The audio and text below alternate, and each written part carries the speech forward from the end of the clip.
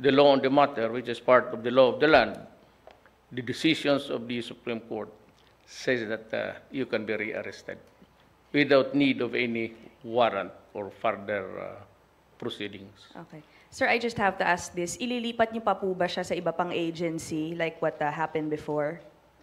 Si Faeldon? Tanungin mo siya kung saan niya gustong pumunta. Serious, sir. Tanungin mo muna kung saan siya gusto.